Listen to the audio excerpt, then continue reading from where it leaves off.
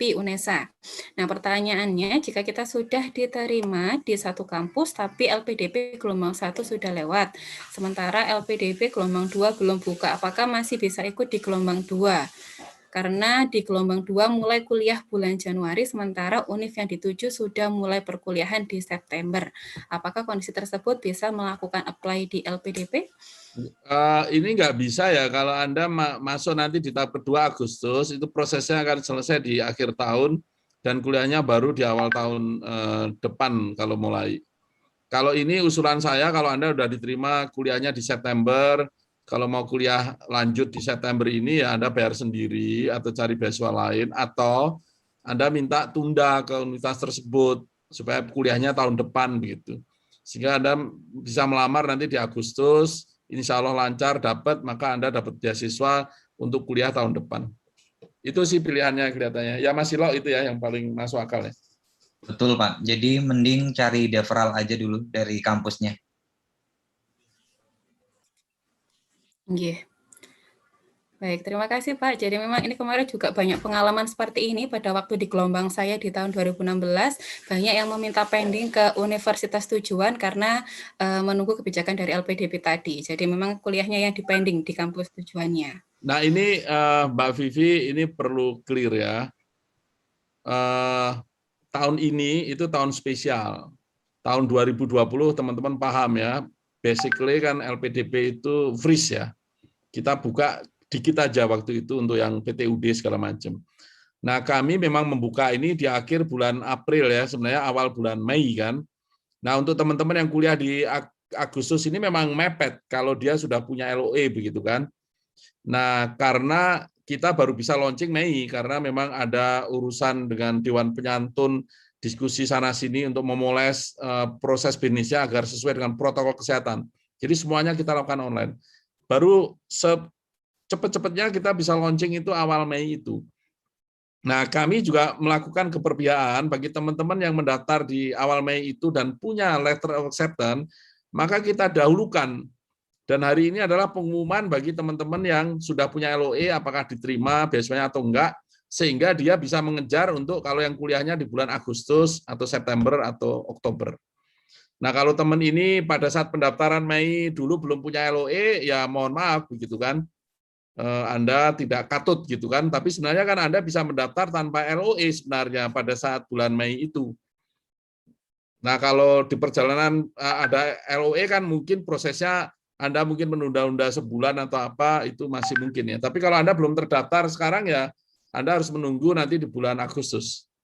Nah, kira-kira, nah yang saya ingin sampaikan adalah bulan Agustus sudah kita woro-woro sejak April itu. Jadi teman-teman sudah bisa nyiapin. Kalau saya daftar Agustus, maka kira-kira kuliahnya adalah 2022. Nah, nanti insya Allah tahun depan, kita sudah mulai rutin ajak gitu ya. Jadi tahun depan, insya Allah kita bisa mulai pendaftaran itu di bulan Januari atau Februari, begitu paling lama begitu ya. Kemudian kita proses, harapannya cukup waktu panjang untuk yang mau kuliah di bulan Juli katakanlah atau di bulan Agustus. Jadi semuanya kembali ke rutin dalam new normal lah kira begitu. Itu Mbak. Jadi mohon maaf untuk yang sekarang memang agak mepet, tapi we did our best untuk membantu teman-teman yang sudah punya LOE agar cepat bisa berangkat. Baik, terima kasih Pak Dulorso. Saya rasa sudah sangat menjawab sekali pertanyaan dari Reza Ayu Palupi ini. Kemudian ada pertanyaan berikutnya dari Adinda dari UI. Saya sudah pernah mendaftar LPDP, namun tidak lulus seleksi akademik dan berencana mendaftar kembali di gelombang 2. Nah, apakah bisa memakai personal statement yang digunakan di gelombang 1? Ya boleh aja dong, kan nggak apa-apa ya. Selama Anda merasa itu yang terbaik dari statement Anda, gitu. Kecuali kalau ada update ya. Nah ini untuk yang tidak lulus akademik, artinya TBS ya, tes bakat skolastik ya. Ini Anda boleh mendaftar di bulan Agustus.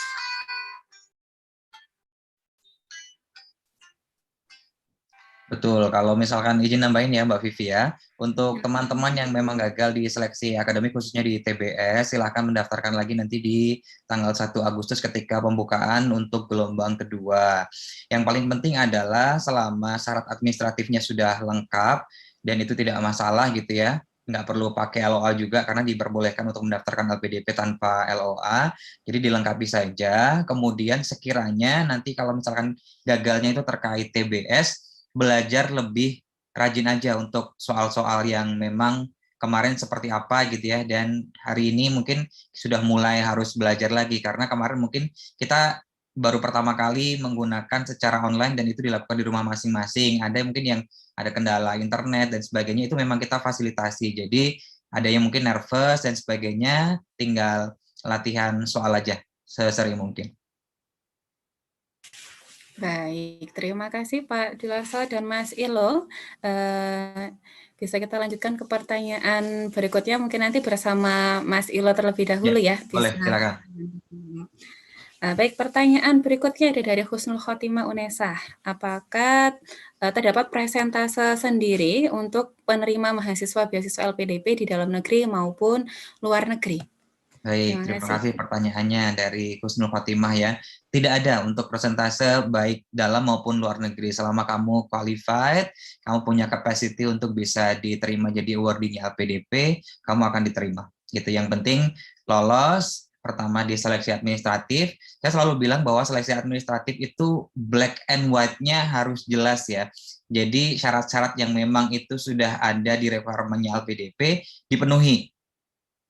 Nggak boleh kayak ada excuses, nggak boleh ada tawar-menawar gitu ya, misalkan usia, TOEFL, kemudian IPK, dan sebagainya, itu syaratnya yang sudah memang ada, itu dilengkapin. Kemudian yang kedua syarat terkait seleksi akademik, misalkan TBS, kalau misalkan harus belajar ya belajar gitu. Kemudian sama juga untuk wawancara, selama kamu bisa melewati seluruh tahapan rangkaian seleksi itu, mau kamu di dalam negeri maupun di luar negeri, nggak masalah. Nggak ada batasan kuota ataupun percentage yang nanti jadi proporsi untuk kamu dalam negeri berapa persen, dalam luar negeri berapa persen gitu.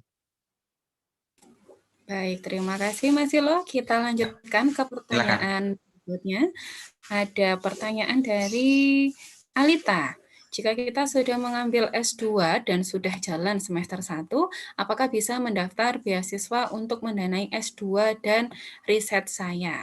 Oke, kalau untuk ongoing, tadi kami sudah sampaikan, LPDP tidak bisa membiayai untuk beasiswa ongoing. Dan kebetulan untuk tahun ini, kita tidak ada beasiswa untuk tesis.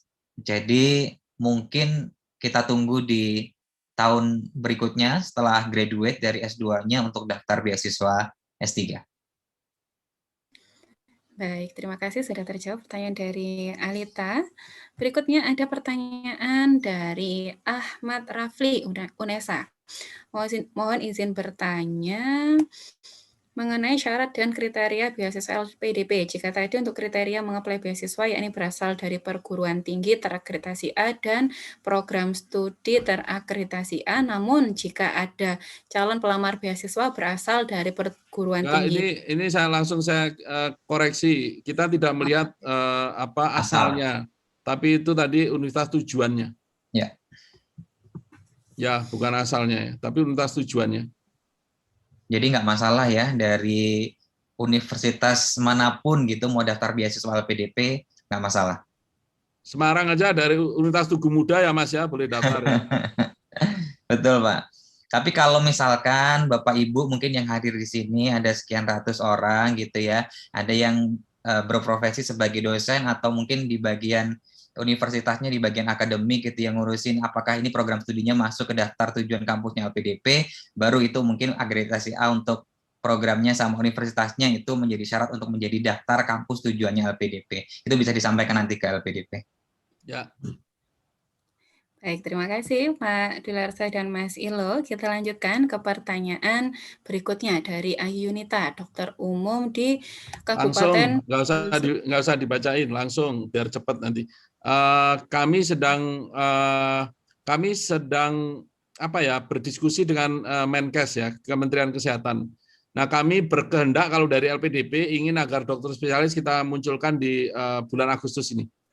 Nah, tinggal nunggu kabar terakhir aja, karena kan kami harus koordinasi dengan Menkes juga Kemdikbudristek, karena leading sektornya kan dari pendidikan.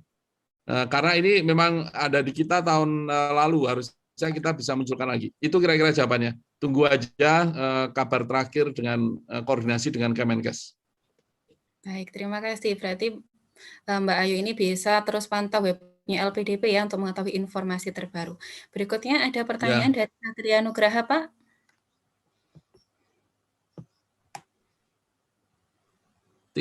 Tidak sesuai program studi. Ini semacam TPA begitu, atau semacam GMAT atau GRI begitu ya kira-kira. Kalau bahasa Indonesia kan TPA ini yang dari Bappenas itu ya, tapi ini yang melaksanakan bukan Bappenas. Baik, sudah terjawab pula. Basic ya. Ya, siap. Kemudian kita lanjutkan ya Pak ya, pertanyaan berikutnya ada dari Mbak Rin, Mbak Riri, UPNVJ. Riri. Boleh dong. Sebentar. Saya mau tanya kalau sudah dapat LOE untuk kuliah semester depan itu kapan? Semester ini? Semester Agustus? Kalau Agustus Anda belum mendaftar kan nggak bisa karena prosesnya kan butuh waktu ya. Tapi maksudnya Mas Ilo, saya tadi kalau Anda ingin mendapatkan beasiswa dari LPDP, maka minta defer atau minta undur. Saya diterimanya boleh nggak saya mulai kuliahnya tahun depan. Sehingga Anda nanti mendaftar di bulan Agustus, prosesnya insya Allah lancar, Anda dapat beasiswa di akhir tahun ini, nanti kuliahnya tahun depan Anda dibiayai oleh LPDP. Begitu. Betul. Dan mungkin ketika mendaftar, izin Pak Dwi menambahkan, ya. Nanti pada saat mendaftar, sekiranya LOA-nya itu adalah untuk September, itu baiknya kami menyarankan either kalau misalkan belum dapat deferral ya, tidak usah mencantumkan LOA-nya tersebut. Kalau misalkan nanti sudah ada deferralnya, silahkan yang dicantumkan adalah LOA deferralnya ya. Jadi bukan LOA yang nanti untuk intake September. Betul, ini administrasi nih.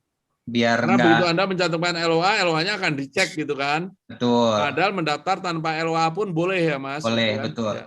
Jadi daripada nanti teman-teman yang mau mendaftar dikiranya adalah LOA-nya ongoing, misalkan intake-nya adalah Agustus gitu ya, dan teman-teman masih proses seleksi. Nanti dikiranya dari sistem kita membacanya adalah teman-teman sudah berkuliah di bulan Agustus.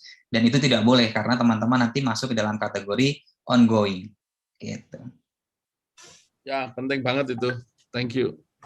Baik, terima Jadi kasih. saya yakinkan juga ke teman-teman, kami tidak membedakan antara yang sudah punya LOA maupun yang tidak punya LOA dari sisi Anda diterima apa enggak. Kami kemarin membedakan yang punya LOA kita proses lebih dulu karena untuk mengejar kuliah di Agustus ini. Nah, itu kira-kira ya. Kalau yang ke depan mungkin Agustus itu mungkin kita tidak perlu lagi untuk mendahulukan yang punya LOA, kan sama aja, toh nanti kuliahnya akan di semester depannya lagi. Ya, jadi nah tentunya teman-teman yang punya LOA itu satu langkah lebih maju. Karena kalau Anda sudah mendapatkan beasiswa LPDP, Anda tinggal siap-siap berangkat. Tapi kalau Anda belum punya LOA, Anda akan diberi waktu 18 bulan untuk mencari LOA-nya. Kalau nggak dapat, ya Anda akan dilepas dari LPDP, semuanya merugi. Anda rugi, LPDP juga rugi karena sudah memproses Anda dan akhirnya nggak berangkat. Jadi kami senang juga kalau Anda sudah punya LOA, tapi kan kami paham, kami memberikan beasiswa itu afirmasi. Kadang-kadang untuk mendapat LOA itu kan ada ongkosnya itu ya, nanti tentunya ini yang jangan jadikan syarat di awal, begitu kira-kira. Ya, baik. Terima kasih Pak Dularso dan Mas Ilo. Kita lanjutkan ke pertanyaan berikutnya dari Rosalia Unesa. Saya tidak bertanya, sebelumnya saya merupakan lulusan prodi pendidikan, beasiswa diberikan untuk program pendidikan guru. Ini kami hanya melihat S3 gitu ya. Kalau S2 ke S2 nggak boleh, kalau prodi pendidikan kemudian mendapatkan sertifikat program pendidikan guru, guna mendapatkan sertifikat pendidik. Ini kelihatannya banyak aspek di Dikbud ya Mas ya. Nanti Betul. kalau ada khusus dari Dikbud, karena banyak program Dikbud yang arahnya sertifikasi, ya. Mungkin bisa memanfaatkan itu dan dananya dari LPDP untuk yang tahun ini aja cukup besar dan mungkin apa ya istilahnya banyak kesempatan lah. Ya, untuk tahun ini saya nggak tahu. Anda cek itu apakah sudah tutup apa enggak. Saya tadi baru aja telepon kawan-kawan di Dikbud, ini untuk yang akademik sudah tutup, tapi untuk sertifikasi saya nggak tahu. Ya, kalau nggak ada tahun ini, tahun depan pasti akan ada lagi karena LPDP sudah siap mendukung program-programnya Kemdikbudristek ya untuk yang ini. Betul, Pak. Jadi kalau misalkan untuk guru dan tenaga pendidik itu nanti akan dihandle oleh tim dari Kemendikbudristek. Jadi kalau misalkan teman-teman mau cek, bisa dicek di www.beasiswa.kemdikbud.go.id. Nanti untuk syarat-syaratnya, pendaftarannya, timeline-nya itu semua ada di sana. Bisa dicek. Baik, terima kasih Pak Dwi dan Mas Ilo. Dan itu syarat dan program-programnya bergerak terus karena banyak program-program baru. Jadi mungkin update-update-nya perlu Anda ikutin. Berarti tinggal dipantau terus ya Pak ya, webnya ya. Ya, baik, atau kalau ada yang bisa nanya ke sana kan bisa tanya juga ya. Baik. Kita lanjutkan ya Pak ke pertanyaan berikutnya dari Mbak Nisa di ITB. Nah, ini bukan, ini institut saya ini. Ini jawabnya begini. Baru aja teleponan dengan kawan dari Dikbud sebelum acara ini. Jam 1:04 tadi, itu saya masuknya pas jam 1:30. Kan tahun ini mulai dipegang Dikbud, sehingga syaratnya pun jadi berbeda ya, umurnya 40. Tadi saya bicara, Pak, apa yang bisa saya support? Yang luber-luber di sana mungkin bisa masuk ke LPD yang untuk daftar reguler begitu. Nah, ini kan kalau LPDP kita Anda, tapi saya juga tidak ingin Anda kemudian mendapatkan sanksi atau konsekuensi daftar, maka Anda nanti kalau lulus S2-nya atau S3-nya tidak diakui begitu. Nah, itu aja sebenarnya. Jadi kami perlu bicara lagi dengan kawan Dikbud untuk ini karena kan sebenarnya kami kalau memberikan beasiswa LPDP reguler untuk itu kan sebenarnya keuntungannya juga untuk nah itu yang kami perlu bicara lebih detail teknis untuk urusan ini. Tapi niat kami memang tadi sepakat jadi manapun asal kita udah tahu sama tahu begitu. Jadi ini tinggal kita ini. Nah, kalau pertanyaan ya Anda langsung colek aja dari Kemdikbud gitu ya. Bahkan kalau saya mungkin saya tanya-tanya begitu kan. Nah, kalau kami DP memang semuanya sudah terjadwal. Ini Mas Ilo sangat tahu nih. Kita canangkan 22 Juli ya harus hari ini muncul nanti. Pengumumannya begitu. Kapan dan semuanya terbuka itu. Jadi mungkin kami sudah lebih fleksibel dan mungkin memang sebenarnya ketat, kemudian ya, pengalaman juga 9 tahun. Baik, itu ya kira-kira. Baik, terima kasih Pak. Tapi yang saya tahu ya, saya dapat sinyal daftar ini juga tidak banyak. Artinya kalau dari sisi kecukupan harusnya selalu ada syarat-syarat yang harus dipenuhi. Baik, kita lanjutkan ke pertanyaan berikutnya ya Pak Dwi ya. Ini ada pertanyaan dari Wahyu Unesa. Ya sama. Tapi kalau yang PTUD harus punya LOI. Hanya PTUD aja. Lanjut. Lanjut. Wah, berarti sudah terjawab semua Pak pertanyaan dari para peserta kita siang hari ini.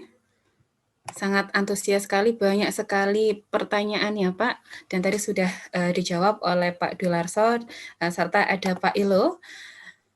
Maka dengan berakhirnya sesi tanya jawab dari Pak Dwi Larso dan Mas Ilo, maka berakhir pula sesi utama kita pada siang hari ini. Terima kasih kepada Pak Dwi Larso dan Mas Ilo yang sudah berkenan hadir dan rawuh secara virtual dalam kegiatan webinar nasional studi lanjut yang diadakan oleh UNESA Career Center. Semoga tidak kapok ya Pak ya, membagikan informasi terkait LPDP bersama kami di Universitas Negeri Surabaya. Ya dong, terima kasih. Ini saya juga tadi lihat, 400. Sekali info kan ada 400-an lebih orang yang mendapatkannya, dan kami sosialisasi karena kami ingin menjangkau seluruh pelosok, dan bukan untuk yang daerah-daerah kita memang lakukan secara langsung masuk ke sana ya. Terima kasih. Seperti ini tanya Mas Ilo nih, ada undangan apa? Udah jalan. Kalau ada Pak Dirut, kalau nggak ada saya, karena rapat yang lain, Mas Ilo juga sering itu tampil. Jadi anytime Mbak Vivi.